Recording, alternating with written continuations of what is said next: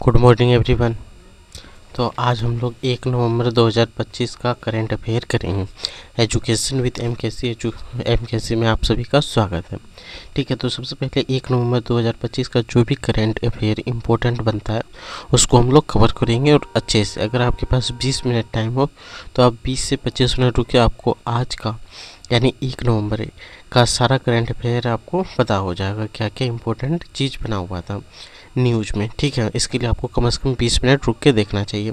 तो देखिए, नासा कम शोर वाला सुपरसोनिक जेट का परीक्षण किया है।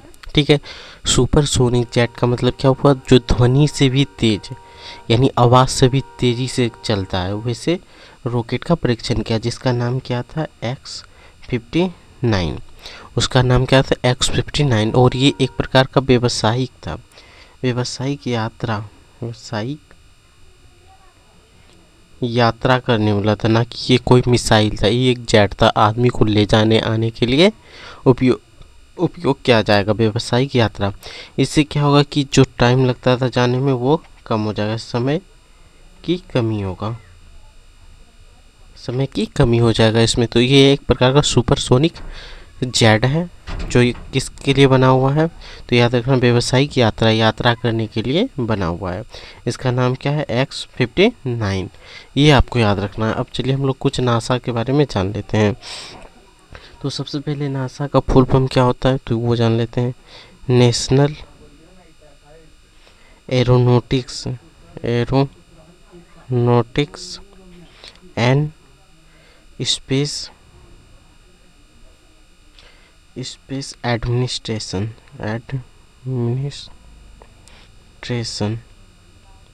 नासा का फुल फॉर्म यही होता है, national aeronautics and space administration. तो इसकी स्थापना कब हुआ था तो वो भी जान लेते हैं। स्थापना कब हुआ था? अगर पता है तो किसी को कमेंट में ज़रूर बताना है। 1 अक्टूबर 1958 में। और इसका मुख्यालय कहाँ पे है?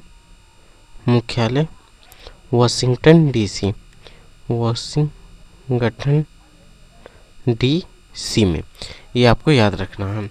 तो ये फर्स्ट यही था कि नासा ने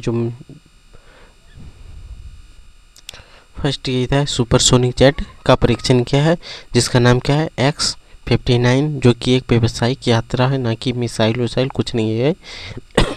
यात्रा करने के लिए बनाया गया है, समय की बचत होगा इसमें। नासा की स्थापना कब हुआ था तो आपको याद रखना है 1 अक्टूबर 1958 में। और इसका मुख्यालय कहाँ है? वाशिंगटन डीसी में। चलिए नेक्स्ट क्या चर्चा में था तो याद रखना है आपको, मोस्टी संधि। ठीक है, मोस्टी संधि। ये संधि जो हुआ था 1 नवंबर 1993 को लागू हुआ था। मतलब 1 नवंबर के दिन ही ये लागू हुआ था। कब लागू हुआ था? 1 नवंबर 1993। ठीक है, इसका लागू कब हुआ था? 1 नवंबर 1993। लेकिन इस पर हस्ताक्षर जो हुआ था, जितने भी देश थे सबने हस्ताक्षर कब किया था तो याद रखना 7 फरवरी 1992 को। और ये मोस्टी संधि क्या है? तो मोस्टी संधि के द्वारा यूरोपीय यूनियन का स्थापना हुआ था। याद रखना आपको, यूरोपीय यूनियन की स्थापना किस संधि के द्वारा हुआ? तो मोस्टी संधि के द्वारा हुआ था।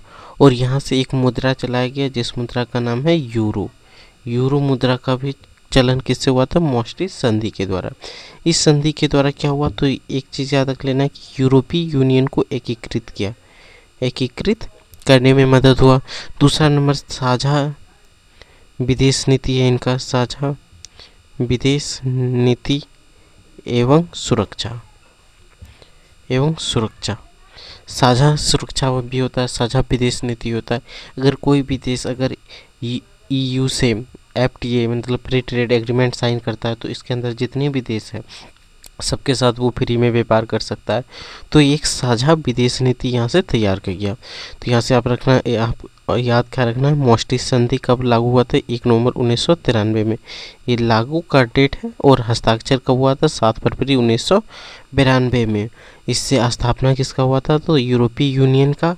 इससे एक मुद्रा चला था जिसका नाम है यूरो।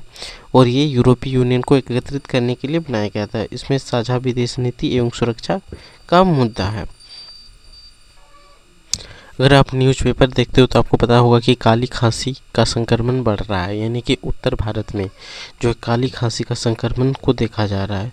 तो इसके बारे में हम लोग जानते हैं, काली खांसी जो होता है वो एक प्रकार का वायरस के द्वारा होता है। ठीक है, वायरस यानी वायरस बैक्टीरिया, वायरस को ही बोलते हैं। तो बैक्टीरिया के द्वारा होता है। उस बैक्टीरिया का नाम क्या है तो याद रखना, बोड्रेटोल। क्या नाम है?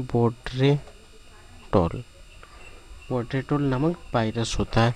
और ये काली खांसी जो देखा जाता है 5 से 10 वर्ष के बच्चों में देखा जा रहा है। और ये कब? तो 1 सप्ताह से अधिक, यानी 1 सप्ताह से ज़्यादा वो अगर उसको खांसी होती है तो वो खांसी काली खांसी या संक्रमण के रूप में देखा जा सकता है। इसमें लक्षण क्या होते हैं तो श्वास लेने के समय सीटी की तरह बजता है, सीटी की तरह आवाज़ भी आता है, श्वास लेने में दिक्कत होता है, कमजोरी आता है, ये सारे इसके लक्षण हैं। ठीक है, तो काली खांसी में सिर्फ आपको याद रखना है कौन सा वायरस है, तो याद रखना है बोड्रोट्रो। ठीक है, यही है, इसको बोलते हैं पर्टूसिसस। इसका एक अलग दूसरा भी नाम है क्या? पर्टूसिसस। ठीक है, जो कि एक प्रकार का बैक्टीरिया है। नेक्स्ट चर्चा में क्या रहा है तो चीन ने, ठीक है, चीन ने सबसे युवा को स्पेस स्टेशन में भेजा है। सबसे युवा अंतरिक्ष यात्री को स्टेशन में भेजा है, जिसका उम्र कितना है? 32 ईयर। याद रखना है कि इसका उम्र कितना है? 32 ईयर्स है। ठीक है, उसका नाम क्या है तो नाम भी आपको याद रख लेना, ऊ फाई। ठीक है, नाम क्या है? ऊ फाई, आपको याद भी रह जाएगा, ऊ फाई नाम है। तो हम लोग सबसे पहले जानते हैं कि चाइना का स्पेस एजेंसी जो है उसका नाम क्या है तो उसका नाम है CNSA। जैसे नासा का है वैसे इसका भी है। तो इसका मतलब क्या? सी से हो गया चाइना, सी से चाइना, एन से नेशनल, एंड एस से क्या हो गया? स्पेस, और ए से एडमिनिस्ट्रेशन, एडमिनिस्ट्रेशन ये हो गया CNS। तो चाइना का स्पेस एजेंसी या स्पेस एजेंसी का नाम क्या है? CNS। सी से चाइना, एन से नेशनल, एस से स्पेस, ए से एडमिनिस्ट्रेशन है। तो चाइना जो है चाइना ने अपना स्पेस स्टेशन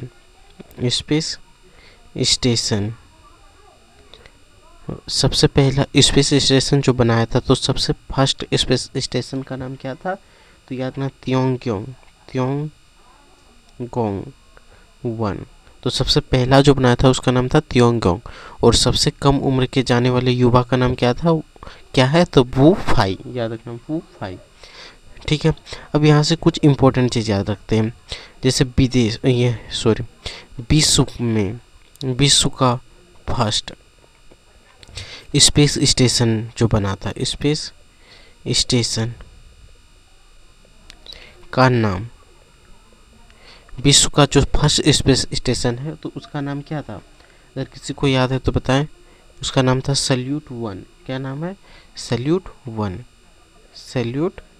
1। उसका नाम क्या था? सैल्यूट 1। और ये कब बनाया गया था तो 19 अप्रैल 1971 में। और इनमें कौन सा देश था उसका नाम आप कमेंट में बताएं। अगर आपको याद है तो उसका नाम आपको कमेंट में बताना कि वो कौन सा देश था जिन्होंने मिलकर पहली बार स्पेस में अपना स्टेशन बनाया था। उसका नाम क्या था? सैल्यूट 1, 19 अप्रैल 1971। और भारत अपना स्पेस स्टेशन कब बनाने वाला है? स्पेस स्टेशन कब बनाने वाला है, कब लॉन्च करने वाला है, ये बताएं। अगर डेट याद हो तो बताएं, नहीं तो आपको याद रख लेना है 2035 तक भारत भी अपना स्पेस स्टेशन लॉन्च करने वाला है। ये इम्पोर्टेंट बन जाता है। ठीक है, यहाँ तक ये कंप्लीट हो जाता है। अमेरिका का H1 वीज़ा बहुत चर्चा का विषय बना हुआ है। तो H1 वीज़ा के बारे में आपको कुछ चीज़ें याद रखना है। क्या तो ये कोई कंपनी जो होता है, कंपनी अपने विशिष्ट कर्मचारी या विशिष्ट व्यावसायिक लोगों को बुलाने के लिए H1 वीज़ा को USA गवर्नमेंट के द्वारा निकाला जाता था। तो कंपनी विशिष्ट कर्मचारी या विशिष्ट कारीगर, विशिष्ट श्रम के लिए निकाला जाता है। किसके लिए? विशिष्ट मतलब किसी चीज़ में स्पेशलिस्ट जो कारीगर होते थे उनके लिए ये H1 वीज़ा होता था। जिसे अभी कितना $1 लाख कर दिया, $1 लाख का डॉलर, $1 लाख दे के वो पंजीकृत करा सकता है। अभी वही क्या है जिसके कारण ये चर्चा का विषय बना हुआ है। और कौन कौन से वीज़ा अमेरिका के द्वारा निकाला जाता है तो उसके बारे में हम लोग थोड़ा सा जान लेते हैं। एक होता है B1 वीज़ा। क्या होता है B1 वीज़ा? B1 वीज़ा किसके लिए निकाला जाता है तो याद रखना है, पर्यटन के लिए। B1 वीज़ा किसके लिए होता है? पर्यटन के लिए। B2 वीज़ा, B2 वीज़ा किसके लिए होता है? व्यवसाय के लिए। व्यवसाय यानी कोई बिजनेस करने के लिए गया है तो उसे B2 वीज़ा बनाना होगा। जो पर्यटन के लिए घूमने फिरने के लिए गया है उसे B1 वीज़ा बनाना होगा। L1 वीज़ा किसके लिए होता है? तो बहुराष्ट्रीय कंपनी, जो मल्टी मॉडल कंपनी होते हैं उनके लिए। तो बहुराष्ट्रीय कंपनी के द्वारा, बहुराष्ट्रीय कंपनी के कोई कर्मचारी अगर जाना चाह रहा है तो वो L1 वीज़ा का उपयोग करता है। तो ये सब आपको याद रख लेना है। B1 visa, B2 visa, L1 visa, O1 visa, बहुत सारे वीज़ा होते हैं। जो कि इम्पोर्टेंट वीज़ा है वही आपको याद रखना है। ठीक है, अब आते हैं परमाणु हथियार का होड़। परमाणु हथियार की चर्चा क्यों हुआ? अमेरिका के राष्ट्रपति जो है डोनाल्ड ट्रंप, उनका कहना है कि दुनिया के बहुत सारे देश जो है वो अभी परमाणु हथियार बनाने पे लगा हुआ है, इसलिए हम मुझे भी बनाना चाहिए, ऐसे उनका बयान था। उसके लिए ये चर्चा का विषय बना हुआ है। तो परमाणु हथियार के बारे में कुछ चीज़ जान लेते हैं और भारत के परिप्रेक्ष्य में भी जानेंगे कि भारत में पहली बार कब और किसने बनाया था। ठीक है, तो परमाणु हथियार या बम, तो परमाणु बम जो पहली बार बनाया गया था वो कौन सा परियोजना था? क्या आपको याद है?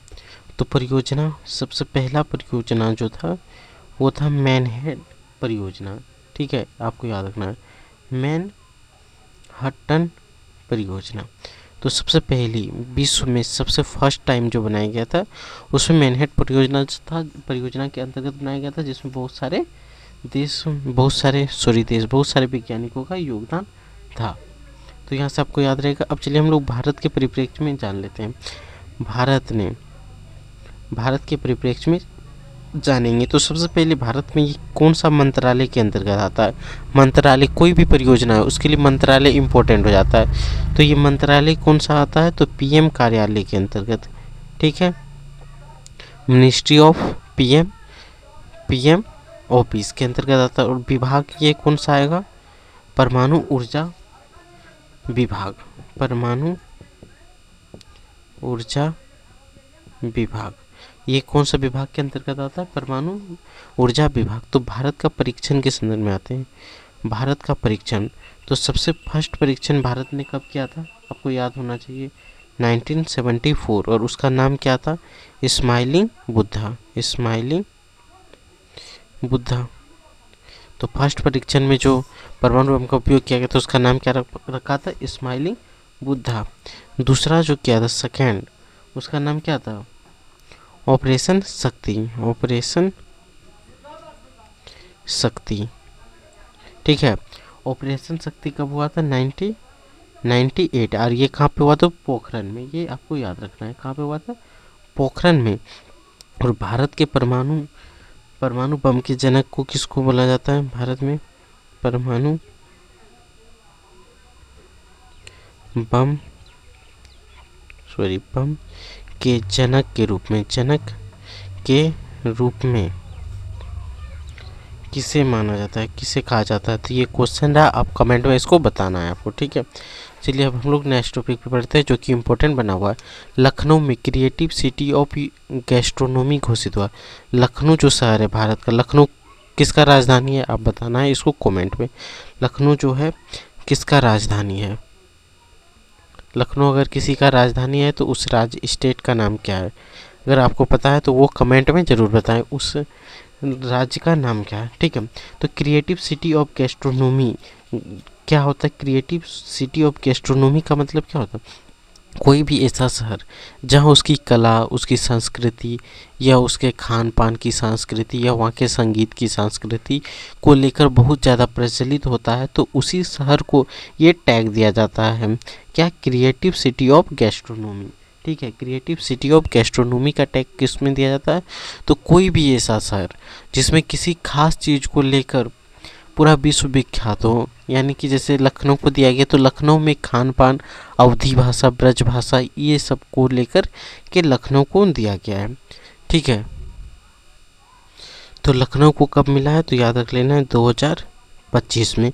और किसी चीज़ को और कौन कौन से शहर को मिला है तो उसके बारे में जान लेते हैं कुछ। तो याद रखना 2023 में मिला था ग्वालियर को, ग्वालियर जो कि लेटेस्ट है ग्वालियर। ग्वालियर को कब मिला था तो 2023 में।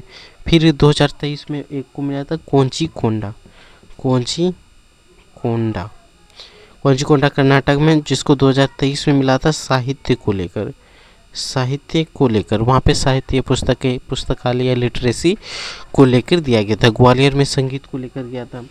उसी प्रकार वाराणसी को 2015 में मिला है, किसके लिए तो संगीत के लिए। जयपुर को मिला है शिल्प एवं लोक कला के लिए। उसी प्रकार श्रीनगर में भी शिल्प के लिए मिला है। तो बहुत सारे जगह को मिला है। जो कि लेटेस्ट अभी 2025 में मिला है वो कौन सा शहर है, लखनऊ है। तो इसको याद रख लेना है। अब हम लोग यूनेस्को के बारे में जानते हैं, क्योंकि जो क्रिएटिव सिटी ऑफ गैस्ट्रोनॉमी का टैग जो है वो कौन देता है तो यूनेस्को देता है। तो यहाँ से यूनेस्को महत्वपूर्ण बन जाता है, क्योंकि अभी 43वां बैठक जो हो रहा है यूनेस्को का वो कहाँ हो रहा है तो आपको याद रख लेना है उज्बेकिस्तान। कहाँ पे, उज्बेकिस्तान में। उज्बेकिस्तान की राजधानी कहाँ है तो वो आपको बताना है। राजधानी, उज्बेकिस्तान की राजधानी कहाँ है वो आपको बताना है। उज्बेकिस्तान एक देश है जो मिडिल इंडिया में आता है या सेंट्रल इंडिया में, मिडिल ईस्ट में आता है या सेंट्रल ईस्ट में, तो ये आपको बताना है। ठीक है, तो चलिए यूनेस्को के बारे में। तो सबसे पहले हम लोग यूनेस्को का फुल फॉर्म जान लेते हैं। इसका फुल फॉर्म क्या होता है, यूनाइटेड नेशन। ई से होता है एजुकेशन, क्या होता है एजुकेशन। एस से होता है साइंटिस्ट, एजुकेशन साइंटिफिक। तो ई से हो गया एजुकेशन, एस से साइंटिफिक, सी से हो गया कल्चरल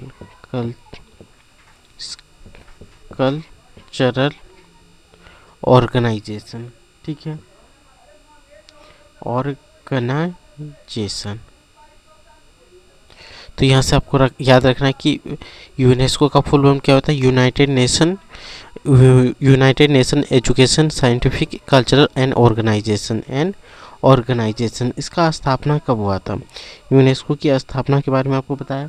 यूनेस्को की स्थापना कब हुआ था फटाफट बताएं, अगर किसी को याद है तो बताएं। तो इसका स्थापना हुआ था 16 नवंबर 1945 को। अब की बार आने वाला 16 नवंबर 2025 को इसका कितना साल हो जाएगा वो कमेंट में बताना है आपको। ठीक है, 16 नवंबर 1995 को हुआ था। कहाँ पे तो यूनाइटेड किंगडम में। कहाँ पे, यूनाइटेड किंगडम में।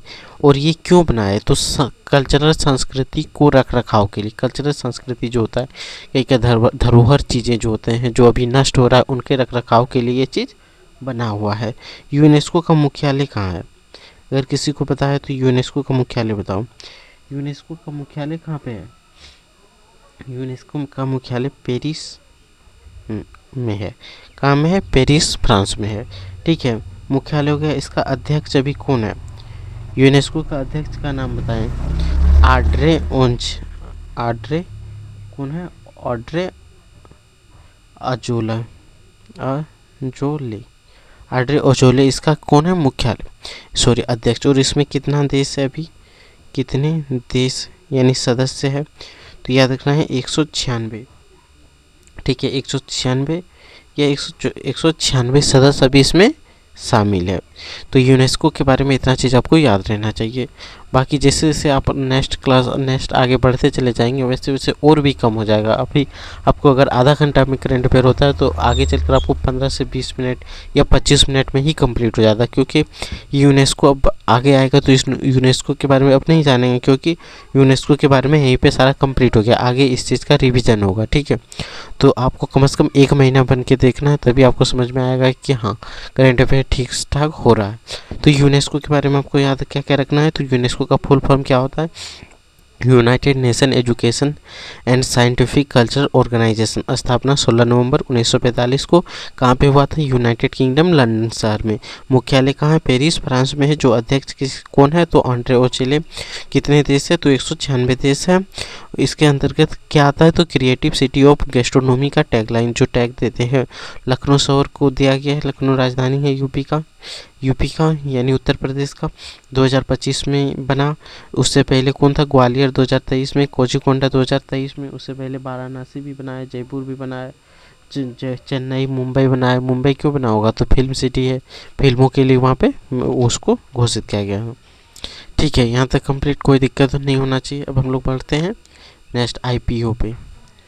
तो चलिए, आईपीओ का मतलब क्या होता है, इनिशियल पब्लिक ऑफर। ये इकोनॉमिक सब्जेक्ट से ये जुड़ता है। ठीक है, आईपीओ का मतलब यहाँ पे क्या होता है, इनिशियल पब्लिक ऑफर। ये किसके अंतर्गत आता है, इक्विटी के अंदर आता है। इक्विटी से जुड़ा हुआ ये टॉपिक है। तो इनिशियल पब्लिक ऑफर का मतलब क्या होता है, कोई भी कंपनी पहली बार अपनी इक्विटी को जारी करता है तो उसी को क्या बोलते हैं, इनिशियल पब्लिक ऑफर। मतलब आपको समझ में है कि कोई भी कंपनी अपने हाथ से जो इक्विटी होता है, जिसको शेयर मार्केटिंग में इसको पढ़ना पड़ता है, इक्विटी जो होता है वो पहली बार जारी करे तो उसको बोलते हैं इनिशियल पब्लिक ऑफर। इसके बारे में और कुछ जान लेते हैं, इक्विटी कब कब जारी किया जाता है। अगर पहली बार किया जाता है तो उसको बोलते हैं आईपीओ, इनिशियल पब्लिक ऑफर। दूसरी बार क्या आता है, एफपीओ बोलते हैं दूसरी बार। जबकि एफपीओ का मतलब क्या होता है, एफपीओ क्या होता है, जब दूसरी बार निकाला जाता है तो इसको बोलते हैं फॉलो ऑन या फर्दर ऑन पब्लिक ऑफर। इसको क्या बोलते हैं, फॉलो ऑन या फर्दर ऑफ पब्लिक ऑफर। ये दूसरी बार निकाला जाता है, जब दूसरी बार।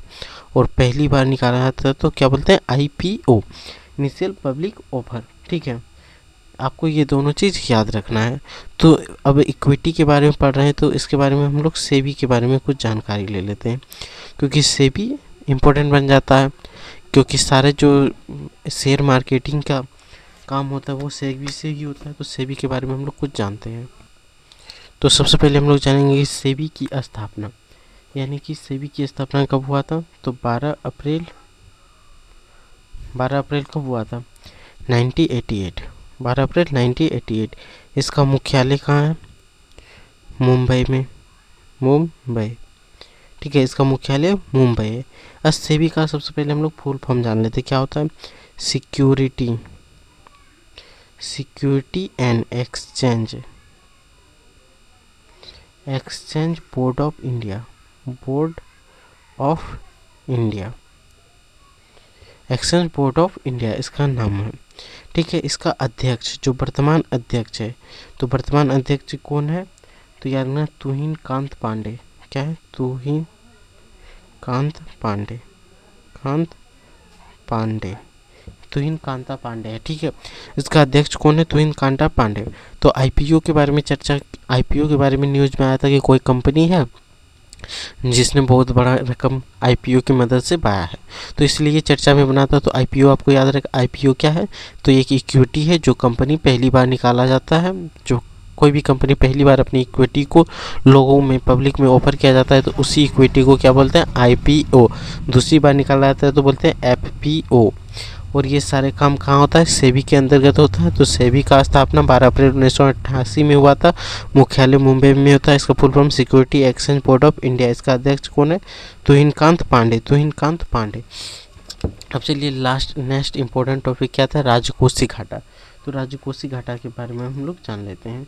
तो सबसे पहले राजकोषीय घाटा का सूत्र क्या होता है, सूत्र बहुत इंपॉर्टेंट रहता है, क्योंकि इस बार यूपीएससी में भी शायद राजकोषीय घाटा का ही सूत्र पूछा था या कोई सूत्र पूछा था। ठीक है, तो फॉर्मूला इसका याद रख लेते हैं। तो इसका फॉर्मूला क्या होता है, कुल सरकारी व्यय का मतलब क्या होता है, खर्च।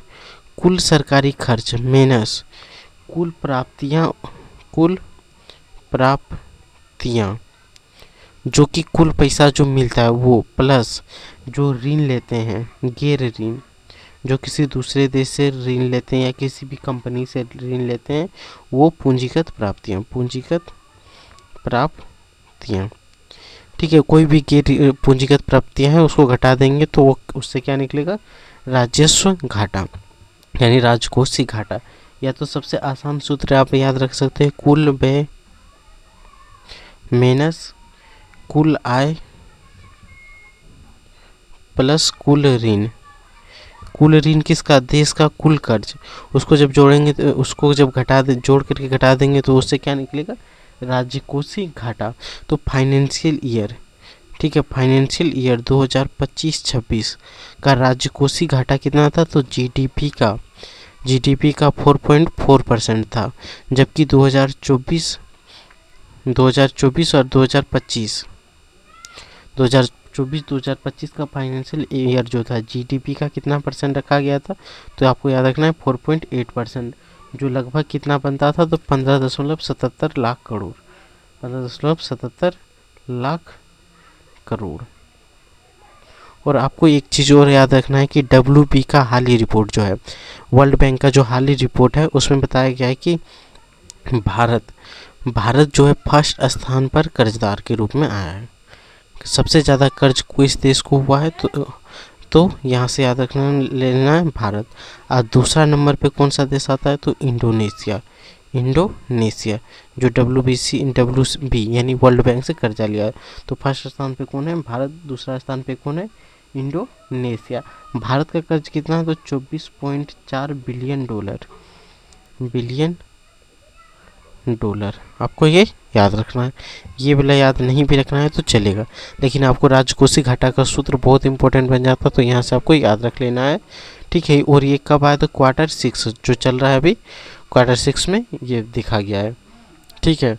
तो आज इतना ही इम्पोर्टेंट टॉपिक था जो कि कंप्लीट हो गया। अगर अच्छा लगे तो वीडियो को लाइक और सब्सक्राइब करें, चैनल को ज़रूर अपने दोस्तों को शेयर करें।